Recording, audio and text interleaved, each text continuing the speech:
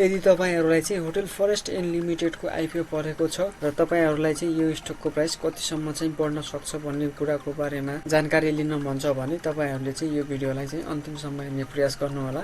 यो स्टकको आईपीओ लाई हेर्छौं भने फागुनको 28 गतेतिर चाहिँ यसको लिस्टिङ भएको देख्न सकिन्छ र लगभग 100 को लेभलतिर चाहिँ यो स्टकको ओपनिङ भएको छ र त्यसपछिका दिनहरुमा हेर्ने हो भने यो स्टक चाहिँ निरन्तर रूपमा सर्किट लगाएर बढिरहेको छ र लास्ट दिनमा हेर्ने हो भने पनि यसमा सर्किट लागेको छ र 423 को लेभलमा चाहिँ यो स्टकको प्राइस क्लोजिङ भएको छ।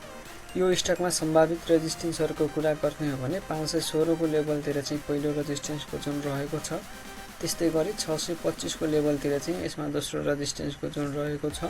अहिले हेर्ने हो भने यो स्टकको आईपीओ मा पनि बाइङ प्रेसर नै राम्रो रहेको छ, जसको कारणले गर्दा आगामी दिनहरुमा चाहिँ यो स्टकको प्राइस कम्तीमा पनि यो 516 को लेभलतिर चाहिँ पुग्न सक्ने सम्भावना चाहिँ देखिन्छ।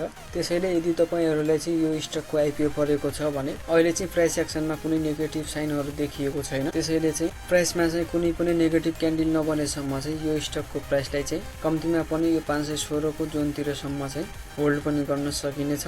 तर यदि यो स्टकको प्राइसमा चाहिँ सेलिङ प्रेसरहरु आउन थाल्छ भने यस्तो अवस्थामा चाहिँ हामी यो स्टकको आईपीओ मा चाहिँ प्रॉफिट बुकिङका लागि पनि हेर्न सक्छौं।